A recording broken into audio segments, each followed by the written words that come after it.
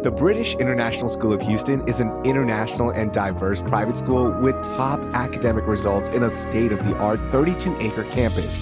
From PK3 through 12th grade, students build pathways to the world's best universities through excellent results in internationally recognized qualifications. Guiding them are teachers who are global talents. Interested in learning more about the British International School of Houston? Search BIS Houston online and get in touch with their admissions team. And you can also join them for their upcoming open house by registering online. I am so grateful for my daughter's teachers. And if you love teachers like I do, here's your chance to show it. Nominate an incredible Houston area public school teacher for a free weekend retreat at the Holdsworth Center on Lake Austin. It's a one-of-a-kind experience designed to help teachers unplug, recharge, and feel appreciated. It only takes 2 minutes to nominate, but it could mean the world to a teacher. Nominations close August 29th, so go right now to teacherretreat.org to nominate someone today. That's teacherretreat.org.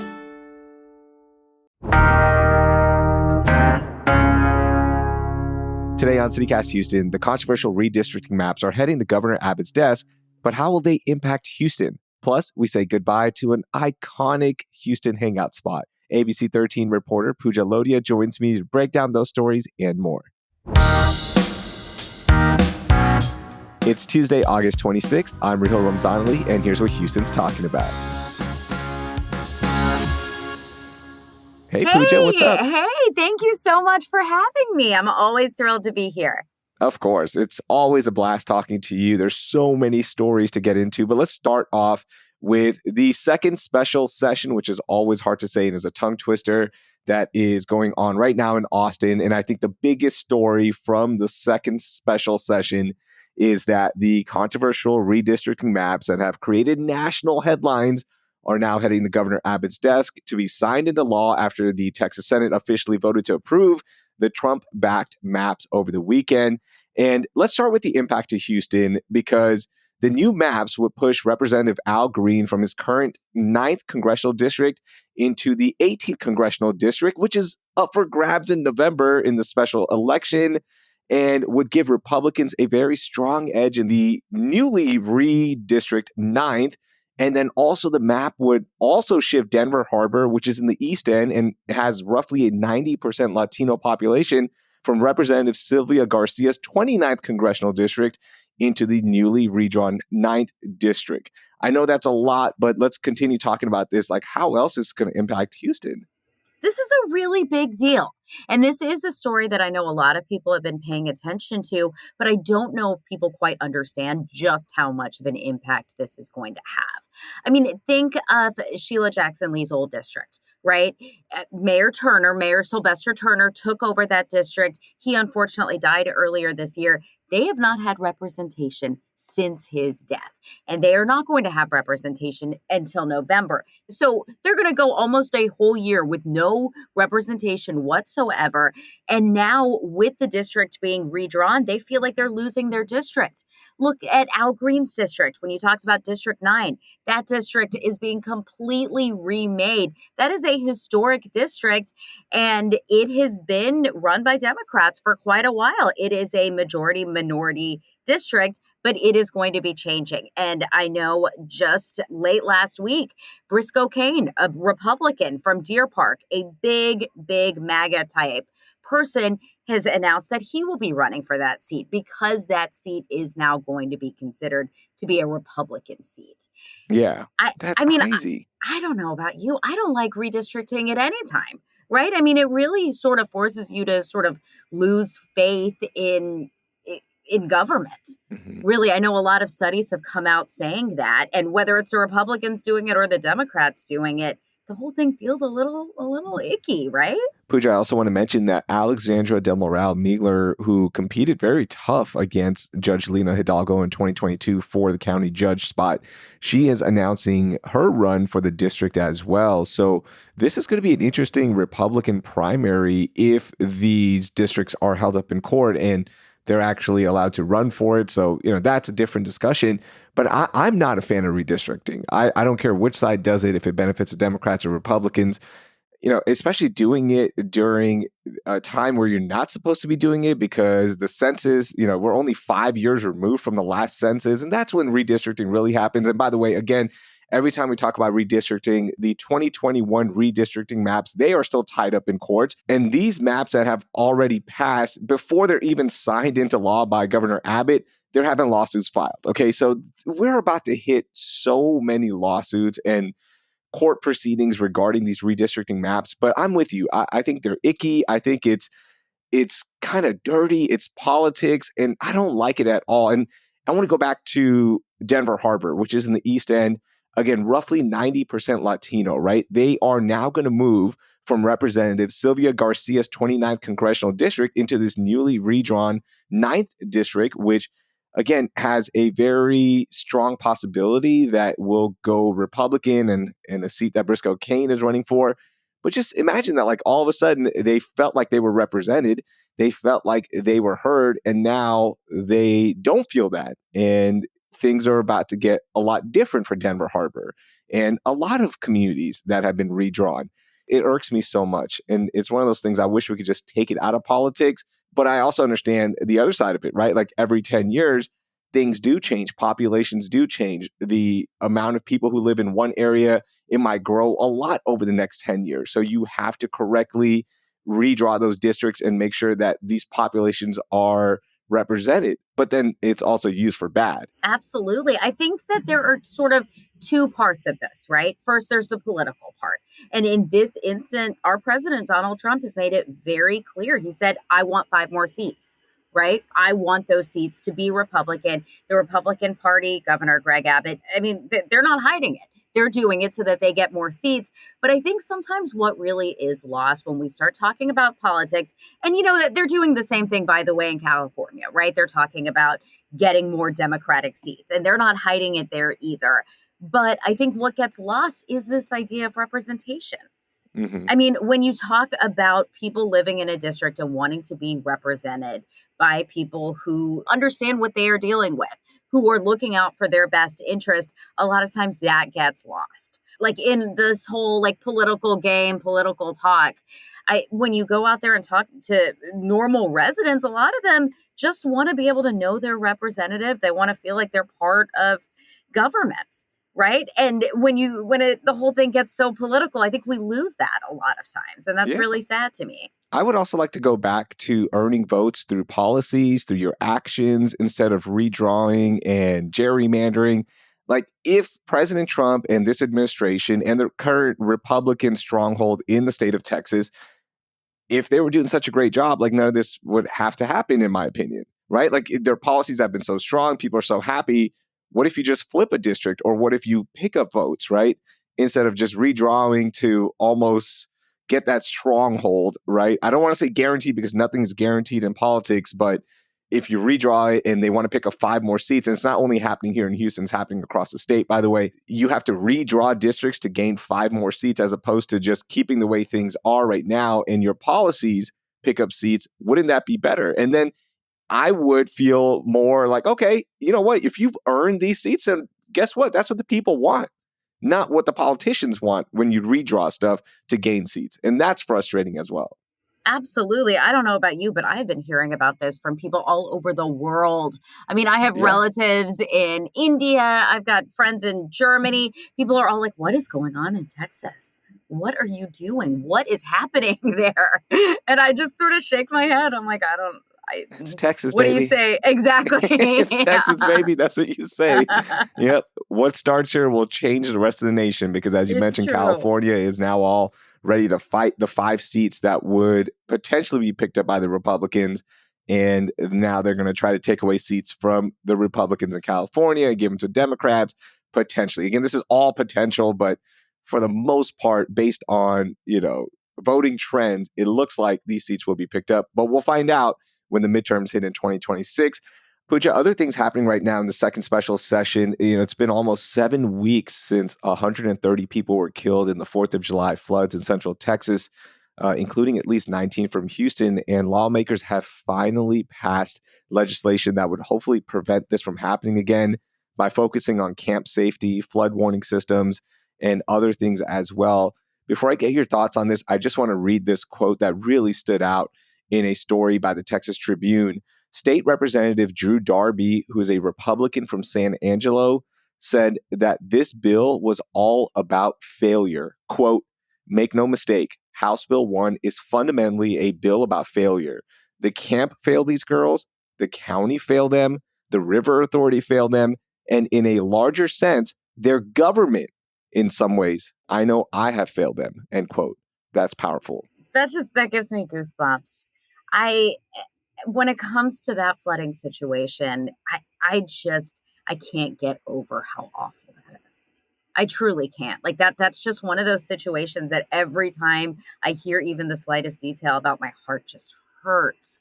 What a horrific, horrific situation. And I'm not saying I know all the answers in order to fix it, but we better be trying our hardest as a state. I mean, we cannot have something like this happen again. It's awful. And these families, I mean, can you even fathom what they're going through? I know one of the families testified in Austin recently, they still hadn't even found their daughter. Their daughter was still missing. I mean, after all this time, it's unimaginable. I can't. I can't. I mean, it's hard to even think about. I have two daughters. I have a 10-year-old daughter who goes on camping trips during the year with her Girl Scouts troop. So, when this story broke, I was like imagining being there because I'm always with them. I always go as a dad to these camping trips and they stay in these cabins, right? And the cabins are always near water as well. So like you can't even fathom that. Like it never even crossed my mind that this was a potential thing, right? And it's so heartbreaking. I also saw this op-ed in the Houston Chronicle. A dad from the Houston area wrote about how he feels like his daughter is no longer with him because he taught her to always agree and listen to what authorities were saying, what leadership is saying. And you can read that whole op-ed. I don't want to summarize the whole thing right now, but it's a very, very deep read. So check it out. I'm going to link that in our show notes. I did read that too, and it touched me also. We should also mention that we're this week at the 8th anniversary of Hurricane Harvey. So when we talk about flooding situations, our area we know has a flooding problem, and it's only seems to be getting worse. So we need to start seeing some changes.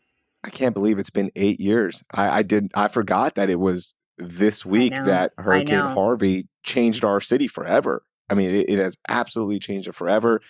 And, same thing, like we hope it never happens again and we're ready for it. Just, oh man, hopefully some of the legislation that passed will help any future victims of flooding and hopefully prevent them as well. But yeah, it's something that we'll always have to live with and deal with as well here in Houston.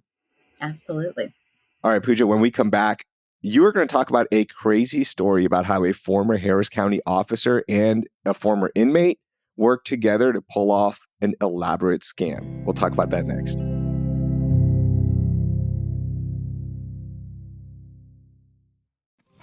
Owning rental property in Houston isn't simple. Between finding tenants, keeping up with lease paperwork, rent collection, and staying on top of accounting, there's always something to manage. Whether it's a townhome in Montrose or a house in the Heights, Turbo Tenant makes it easy to manage your rental property.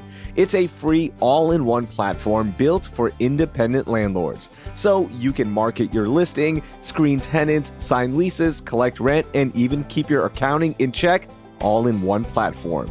And yes, Turbo Tenant keeps up with Texas rental laws, so your leases and documents are always legally compliant. More than 800,000 landlords nationwide trust Turbo Tenant, and it's earned a 4.8 star rating from over 15,000 reviews by landlords and tenants alike. One landlord using Turbo Tenant even saved $500 in accountant fees because the bookkeeping was so streamlined. So if you're a Houston landlord, stop juggling spreadsheets, group text, and payment apps. Get everything you need in one place.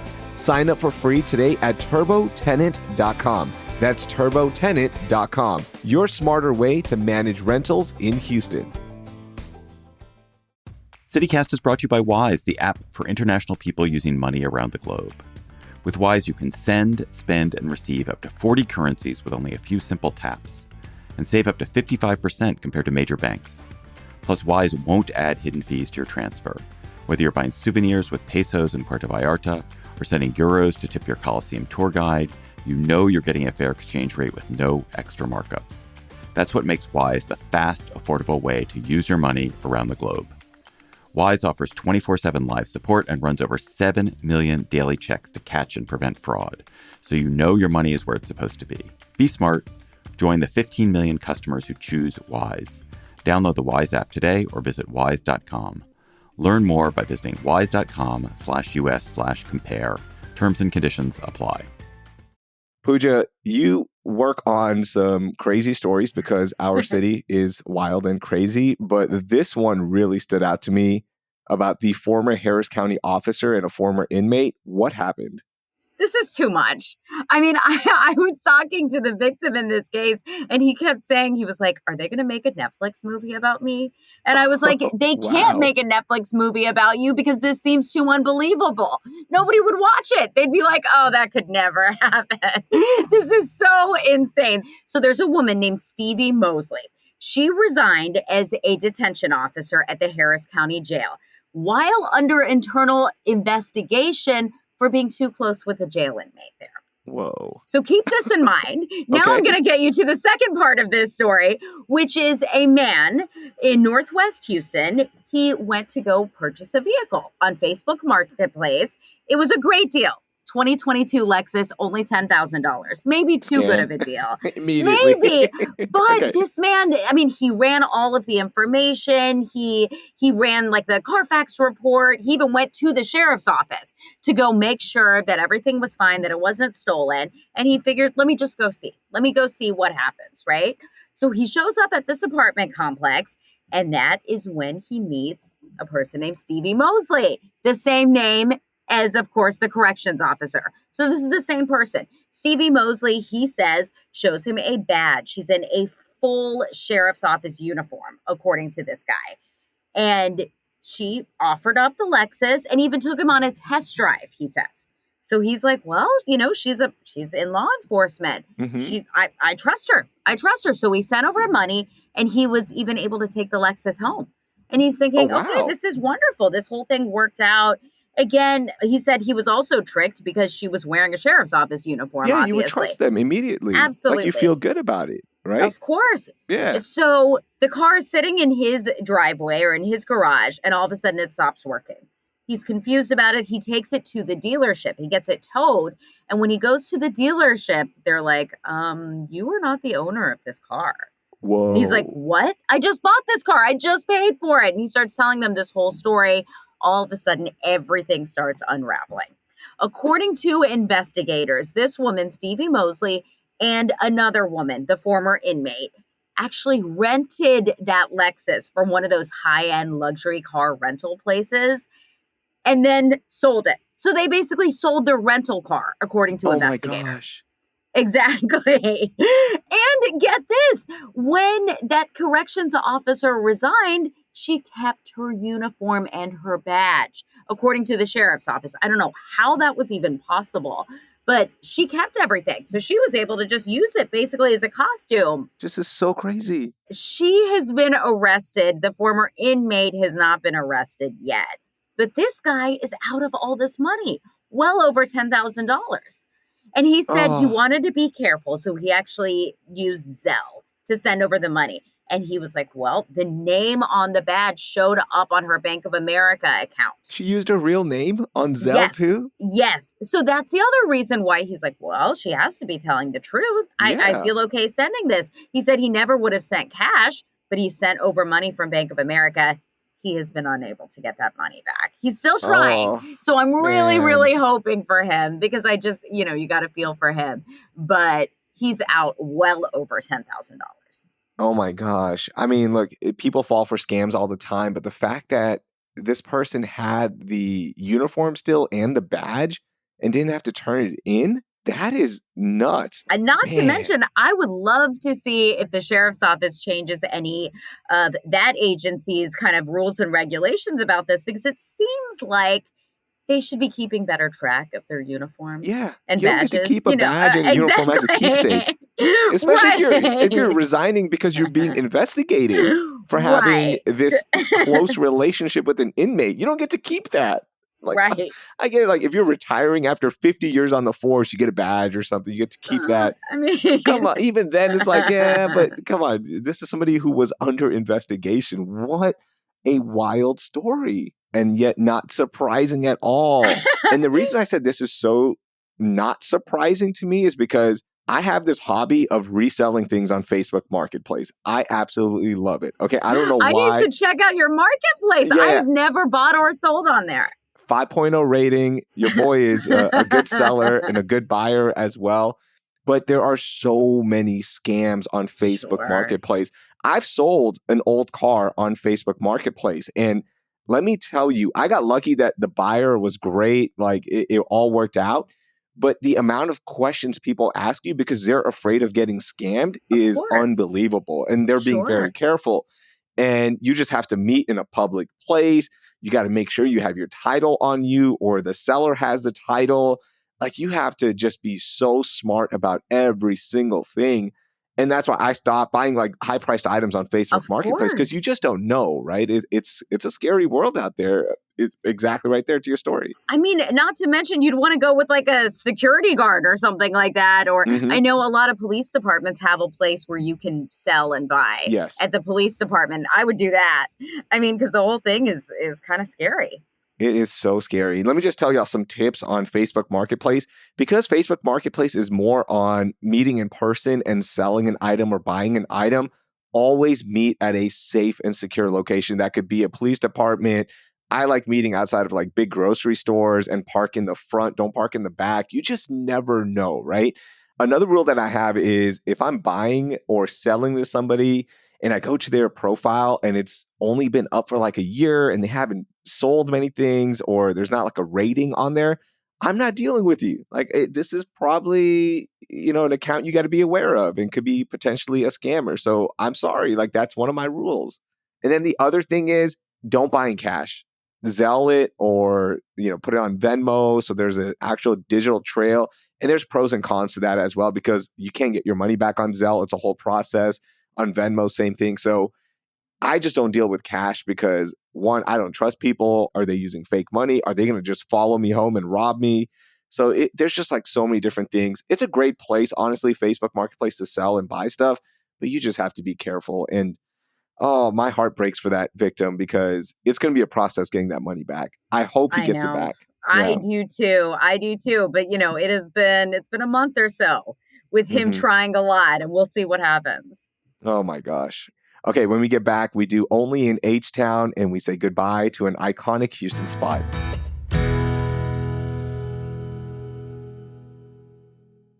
Pooja, you know the deal. Every Tuesday when you join us, we do only in H-Town stories that are so unique to us, so unbelievably H-Town that it can only happen in H-Town. The first one I want to talk about is the HPD officer who was chasing a driver in the Heights, and this driver was driving erratically, and the police officer was like, okay, what is happening here? Anyways, fast forward, he drives into this erratic car and hits him, okay? So then the HPD officer's patrol car swerves off the road and crashes through a fence into a private pool where kids were swimming, Pooja. This is so nuts. Luckily, nobody was hurt. All right. So everyone is safe. But could you imagine if you're just hanging out at the pool and all of a sudden a car smashes through and it's an HPD officer's police unit? That is such a great story. I mean, we're allowed to love this, right? Because nobody got hurt. Nobody got But hurt. that's one of those things that those kids are going to be like telling that story on their first dates. Like 20 years from now, right? They're going to be like, hey, Yeah. tell me something about yourself. Hey, when I was 6 years old, this happened to me. I mean, what an insane experience. Oh my gosh. I can't believe it. I'm so glad nobody got hurt. And Absolutely. yeah, because the HPD official who was talking about it said the car crashed into that lounging area of the pool where Oof. people are usually hanging out, like Of the shallow course. part where they're sitting. Oh my gosh. Thank the Lord nothing happened because that could have been really bad, really bad. Yes. Now I'm thinking about the homeowners and like cleaning out the pool Oh. and like rebuilding and just like always living on edge. You never know, but hopefully things are okay with them. So shout out to See, them. this is the thing. You own a home, so that's what you're thinking. I rent, so I'm like, oh my gosh, what a great Yeah, story. I'm immediately like, I'm getting 5 different people on the phone right now trying to figure this out. And then you got to deal with HPD. Like, is the home insurance going to cover this? Are they going to cover this? The back and forth. And 5 months go by and nothing is fixed. And you're just like, why did this happen to me? I So, know. yeah, as a homeowner, I immediately am like, no, this is so bad. Oh my gosh. Okay, the second story, and this is a sad only in H-Town because Hmm. after 40 years, the iconic Funplex has officially closed. This was the place to be if you grew up in A-Leaf, and basically it was like a theme park indoors. It had a Ferris wheel, bowling alley, tons of arcades, a roller rink. At one point, it even had a water park that is no longer there because there's apartments next to it now. There just seemed to be everything under one roof. It was the place to be. And for a moment, Pooja, it looked like it would survive. Like it had a brief revival because the popular Netflix show Mo filmed there and focused on Funplex. But now it's officially closing after a new group bought Funplex and they decided to end our iconic place to hang out. RIP Funplex. This one hurts. I wish people could see your face right now. I think, is that a tear It is. going It down is. your I spent cheek? so many days there growing up. And not only that, even in high school, they would do these really fun New Year's Eve parties for high schoolers and like kids under Oh, 18. that sounds So we would all hang awesome. out there, like the awkward moments of trying to talk to girls, of hanging out. The skating rink was fantastic. There was just so much to do. And it was the place you would meet everyone, it seemed like, from Houston. Oh, that sounds great. Speaking of, I should mention you're being modest right now when you talk about A-Leaf. Because Well, anybody wait. who knows you knows that you are the king of A-Leaf. I just saw an article about you in Houstonia magazine. I'm looking at it right now. They're calling you one of the most prominent multi-hyphenates in this city, one of Houston's defining voices. Oh, I'm no. honored to be here with you. But you Oh, Pooja, honestly, come on. I mean, it's awesome that you grew up in A-Leaf and you love to represent that Yeah, area whenever you get a chance. absolutely. I love A-Leaf. I grew up there. We moved to Sugarland when I got to middle school, but that's where we started, Tradewinds Apartments. And you're talking about the story that Erica Chang, who is a contributor here on CityCast, she wrote about me in Houstonia magazine. It profiles my whole career. I'll link it in the show notes. But yeah, thank you so much for bringing that up. I was proud of that story, and Erica did a great job. So Well, yeah, I she knew really you like weren't going to captured bring it. it up, so somebody's No, got to. thank you. Thank you. Congratulations. I'll Venmo you your $20 after the show. One last thing on Funplex, I do want to mention this. The rumors are that it's being turned into a huge data center, according to District F Hmm. Councilmember Tiffany Thomas. And this is also another community space in that area that has closed. The local YMCA closed recently as well. So it's like we have this discussion of where do these teenagers go? Where do they go hang out now? Another place has closed. And that's like a bigger thing that's happening, it seems like. And it's so sad. Absolutely. I mean, we need these kids to be doing constructive things, right? Especially during the summertime. We always see crime going up with teenagers in the summertime, spring break, and Christmas vacation. So hopefully we can really kind of come together as a community and build some more fun places for them to hang out and stay out of trouble. I hope so. I hope so. I always went to a lot of community spaces and we need more of them. And it's just sad that another one has closed. RIP Funplex. You were awesome. We had a lot of great memories there. And we'll see what happens next. It's not coming back because the group is auctioning off everything inside Funplex. So, like, there's no hope, it seems like, of it being revived or maybe somebody else buys it. It just seems like that's just the way of the world. Iconic places are closing and we lose Funplex. So, are you going to buy anything? I got to ask you before we go, real quickly. You could buy a Ferris wheel.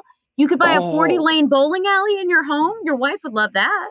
oh my gosh. I wish I had the space for it. It would be kind of cool to have a Ferris wheel in the backyard. And I'm sure the HOA would love that there's a Ferris wheel just sitting there in the backyard. And you never know. Maybe a Fort Bend Sheriff's patrol car would crash to the fence like it does in the Heights. That's who patrols our neighborhood, Fort Bend County Sheriff's Office. So just want to throw that in there. Pooja, thank you so much for joining me. That was a lot of fun to talk about some important stories. And of course, you can follow all of Pooja's work on ABC 13, where she's out and about reporting on everything in the city of Houston. Pooja, thanks again. Thank you. Again, that was Pooja Lodia. All of the stories we talked about today are linked in our show notes. Hey, help us grow the show by sharing this episode with 3 of your friends you went to Funplex with.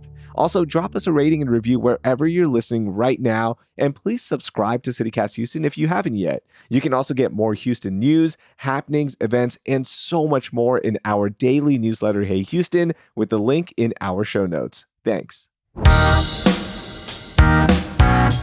That will do it for today. I'm Rahil Ramzan-Lee. Thank you for listening, and please don't get scammed on Facebook Marketplace.